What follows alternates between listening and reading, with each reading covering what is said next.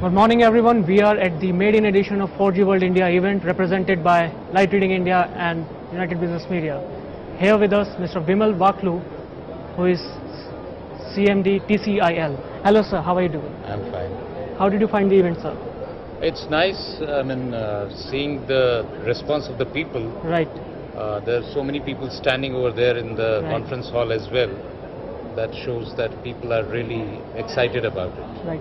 So how do you see the 4G as a technology which we have been debating and talking about is capable to nurture India's broadband dream? Certainly. 4G technology, as you know, basically it's a mix. Partly it will be on optical fiber, the backhaul and other core networks. Right. And then you will have the wireless component, Right. with the broadband facility. Right. So in this, one of the major advantages is that 4G base stations, they are low powered, Right. to the tune of about 20 watts of power, input power, which is ideally suited for the villages, Right. where there is a big challenge of power supply not being there. So we can have solar panels for power. The infrastructure requirements are less, and the number of applications which can run on this 4G network are almost infinite. Right now, starting from machine-to-machine communication to education, health services, and everything can be sustained on this particular network. So I see a lot of potential for 4G as a technology, and it's already there. Right, sir. So we have been discussing about the backhaul related issues which most of the operators are facing to increase their overall network. Backhaul Yeah, limitation. yeah, backhaul limitations. If you could just throw some light on that.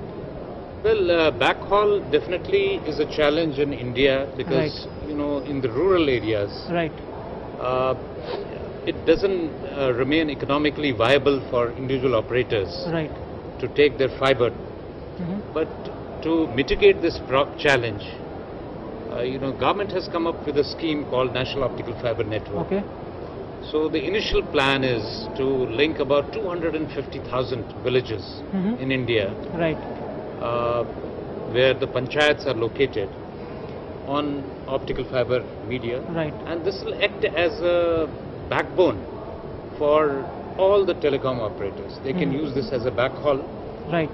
And I think after the success of this, because I'm sure this is going to be a game changer so far as government to the citizen services are concerned, but the business to citizen services are also going to be,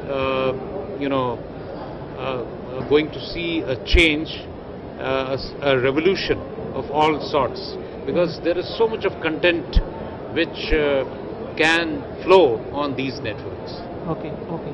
And how is TCIL is helping to achieve all those dreams? To begin with, TCIL was the organization which prepared the consultancy document Right.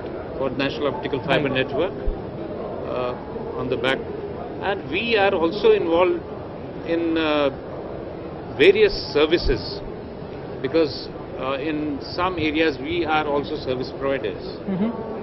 So, and being consultants, we are involved in all facets of it.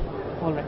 So one last thing, do you see any major hurdles or bottlenecks which could create issues in the overall 4G ecosystem growth in the years to come?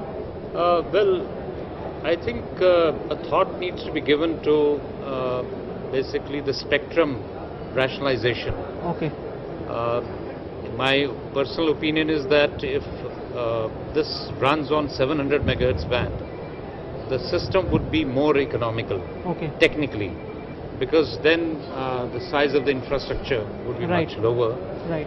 Maybe that's where a thought has to be given to this. But are operators on the right page in terms of collaborating with various device manufacturers, VAS players, and application providers? At present, it's beginning to unfold. Already new players are coming into the market Right. who are starting straight away with 4G services. Right. That is a big challenge to operators. They Right. have to meet this challenge. Right. And the incentive for them is the various applications which are going to run on this network for them. They are going to be high ARPU services. So I think there is some sort of incentive for the operators too. Thank you, sir. Thanks for your time and your wonderful opinions.